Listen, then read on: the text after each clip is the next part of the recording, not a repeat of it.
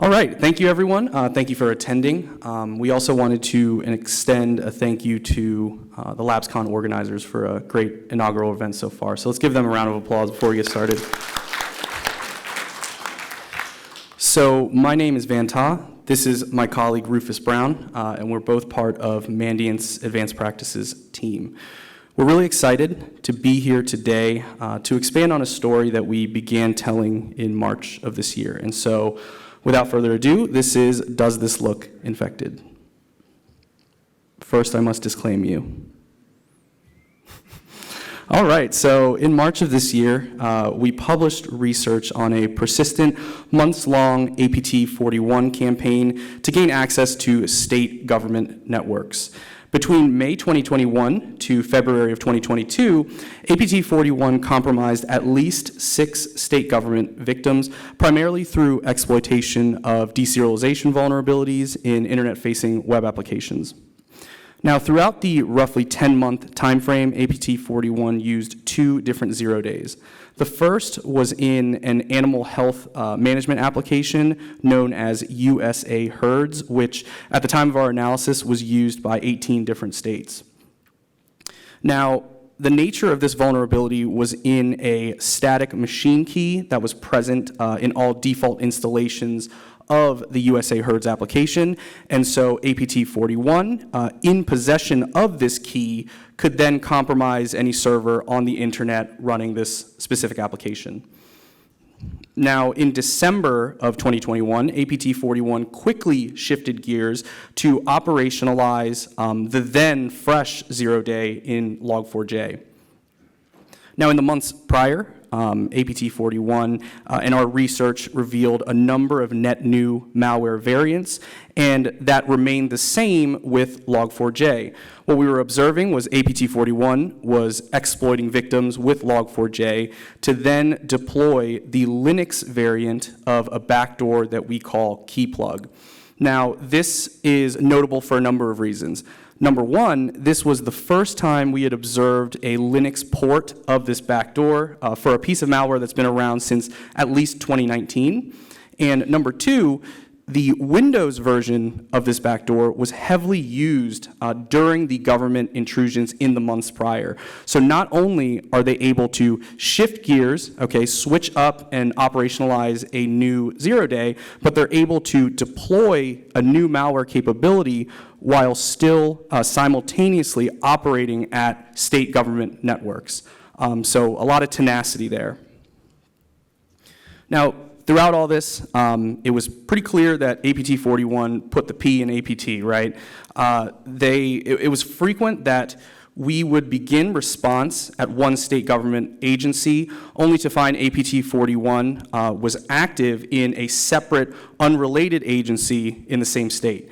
And not only that, but upon eradication, APT41 would quickly recompromise their targets, and that's something that we observed 5 different times. And so with this research, we were able to unveil quite a bit, but one burning question that we still had that we couldn't really answer was why. And that will be the focus of our conversation today. So at the time, there were a couple of safe conclusions that we could make. These are state governments. There are treasures within these networks that would be valuable to any adversary. And, the evidence of a deliberate, adamant campaign, based on the evidence that I talked about in the previous slide, supported some level of a targeted collection mission. But even then, although we had evidence to support these things, we still don't really have an answer to why. Now, at the time, we had a couple hunches, but nothing really conclusive. But let's take a look at what that really looked like. So at one state victim, APT41 had deployed the passive version of a backdoor that we call low-key on a server responsible for the state's financial benefits application. Now, being a passive backdoor, it was configured to listen to traffic to specific URLs, and in this case, it was configured to listen for traffic to a URL in which one of the strings matched that specific benefits server application. Now, APT41, matching their configurations to kind of blend in with the environment, blend in traffic with these different applications, that's not something that's net new. But it did show that APT41 wanted to maintain access to this server and this part of the network. Now, upon seeing something like this, one of the first questions that we would ask is, okay, how many states use this particular application? Do you guys like my breadsticks right there? Okay. And so to get a quick and dirty answer, we turned to scan data, looking specifically for servers that would elicit a similar response to this particular benefits application. Now, while Rufus was poking around, one server stood out. One, because it was the only server not in the United States, and two, it was located in China. And so being nosy like we are, we wanted to inspect it a little bit further. So let's see what we found. So we found what appeared to be some sort of custom web app running on an ephemeral port that was leaking PII data for US citizens belonging to one particular state. And digging a little bit further, we found something else that was pretty interesting. We found what appeared to be a custom Baidu map with custom pins located somewhere in China. And so again, being very nosy, we zoomed in a little bit further, and we could see that all of the pins are located in the Chengdu province of Chengdu, and in particular were for kindergartens in that area. Do you all remember Chengdu 404? That was the front company that was detailed in the September 2020 indictments of APT41 members. Now, at this point, we have some loose ties to operations at state government victims, but because we did not directly observe this server in relation to that particular operation, we couldn't attribute this to APT41. And so, at that time, although we had some hunches, we were still back at square one, not really knowing the answer to why. It wasn't until we completed investigations at 2 additional victims that we were able to collect the evidence to get us closer to that answer. All right, thank you, Van. So for the rest of the presentation, I want to try and focus on these 2 new state government victims. So specifically new data we haven't talked about, and specifically came from these 2 new state government victims. So starting out around last summer of June 2021, this is where we saw APT41 first gain initial access at State D. So this was through a proprietary internet-facing web application, which no other state had. Shortly after, in August, this is where we saw APT41 gain initial access at the second state. Similar thing, proprietary web application, but this time it was at ASP.NET. Starting out around August, this is where we first saw the group conduct lateral movement and reconnaissance activities for around 4 to 5 months. So this is a really long time for a technically capable actor such as APT41 to remain active in an environment and also really gain a better understanding of the network architecture as well as gain a stronger foothold on many systems across the network.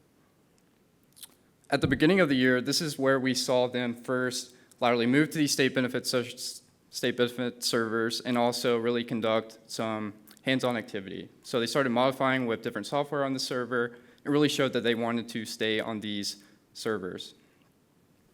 So after an eradication event about 1 month after, we saw them recompromise via a similar technique, internet-facing web application exploitation.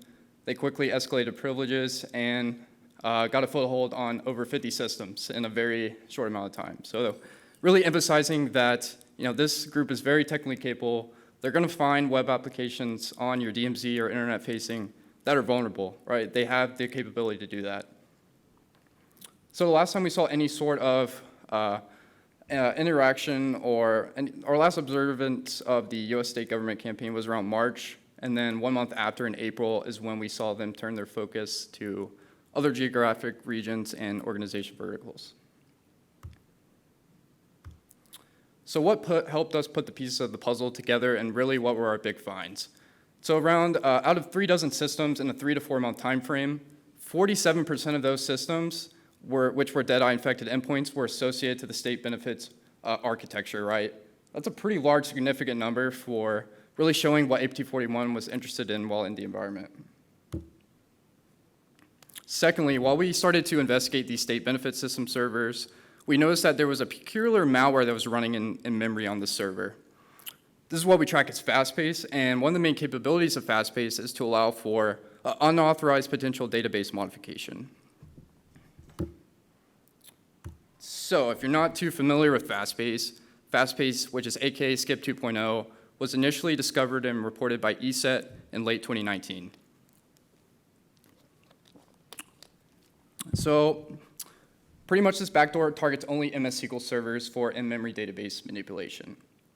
The particular backdoor that they discovered and reported on in the initial blog targeted SQL Server versions 11 and 12, while the backdoor malware we identified in the state government victim targeted version 13. This really indicates that APT41 is likely continuing to use FastPace in their toolkit and are continuing to update it for different iterations of SQL Server as they come out. So the way it works, pretty much this backdoor gets injected into SQL Server process, and then it looks for specific byte pattern sequences. So these byte pattern sequences are associated with code functions in like native SQL modules, such as SQLlang.dll and SQLdk. Basically, these targeted functions are related to credential validation, user authentication, event logging, SQL, modification logs, things like that.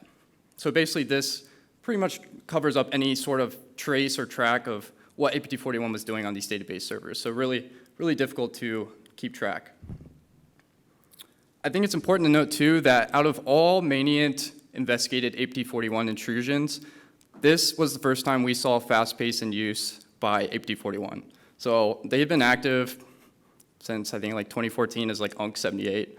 And this is the first time we've seen this malware, and it was particularly at a state government victim, which is pretty interesting. So lastly, for state D, after the eradication event, they went straight back to targeting state benefit servers, really just showing and indicating that they wanted to continue their mission, gather whatever data that they are apparently going after. Again, similar to state D, but for state E, they both targeted state benefit servers very heavily in both of these environments. So if we recall back to what Van mentioned in one of the beginning slides, so the Log4j exploitation event, this is where we first saw the first iteration of the Linux backdoor for keyplug. So about 1 month after we saw that backdoor dropped, we saw the passive version of this backdoor dropped at the state government victim. I think it's important to note as well that this keyplug passive version was only dropped on state benefit servers, nowhere else in the environment.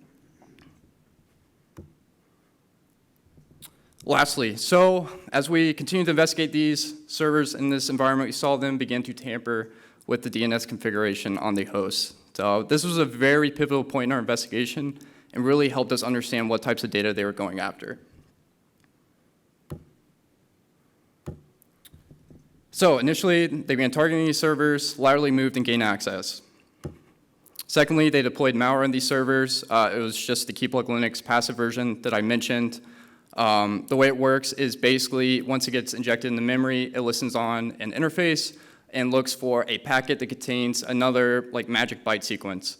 This magic byte sequence is generated based on the infected host name of the server. Pretty similarly to how they target Windows operating systems during this campaign, they attempt to masquerade their files as legitimate binaries, such as Microsoft, Fortinet, and I believe VMware. So as we can see here, one was deployed as a shared object file and the other one as a executable, particularly masquerading as VMware tools. So after they did that, they immediately went to target the DNS configuration on the host. So specifically the ethost file. So we acquired this file, took a look at it, and out of all the entries in this file, there was only one IP address that was a remote IP address. So we took a look at this, and this remote IP address was mapped to an API domain. Particularly, this API domain was for an independent user verification service that was related to the state benefit system. So now, potentially, APT41 is allowing for this user verification traffic to get redirected to their C2. So potentially what could happen, let's say for this, like a user logs into the state benefits application, right? They're gonna enter their username, password, maybe MFA. Once they do that, likely this backend application is going to generate an API request to this remote domain, likely containing user verification info. So now all that data, all that user verification info is likely getting redirected to APT41 C2 server. So we took a look at this server, we started profiling it, taking a look at it, and we noticed that on one of the ports, there was a self-signed X59 certificate. Particularly, this self-signed X59 certificate masqueraded as the verification services company's country, state, locality, organization name, as well as the domain and common name. So really just showing that they wanted to blend in with this traffic and really try to masquerade in order to evade detection. So, unfortunately, this is where our investigation ended. Just our scope didn't include any more of investigating the database servers or web application logs, so this is where it stopped. And so we started our story today with a couple of hunches. And with that, we added evidence collected from victims that now, in totality, paint a convincing argument that what APT41 was after was specifically our state's financial benefits data. And although we've progressed significantly from where we were before, I think still, ultimately, after all of this, we really still just want to know why. Now, although what we don't know has been the focus of our presentation today, as we wrap up, I want to talk about the things that we do know. So number one, based on APT41's operations on the state benefits server, based on our understanding of the data that would be exposed to them, it's very possible that APT41 has the ingredients to take this in a financial gain direction. And similarly, we know that historically APT41 has the capability to run both financial gain and espionage operations concurrently. But even with that, the data exposed is highly sensitive and still could support some sort of collection mission. Now, number two, based on APT41 just being everywhere as we're responding to this over a 10-month time frame, their willingness to exploit anything available, to immediately get back in and retarget these servers, we are confident that the real answer to why does exist out there. And lastly, and arguably most importantly, the one thing that we know about this is that APT41 continues to remain undeterred after their September 2020 indictments. And so with that, I hope you all enjoyed this story of essentially Rufus telling me I told you so. And thank you all. I will now open it up for questions.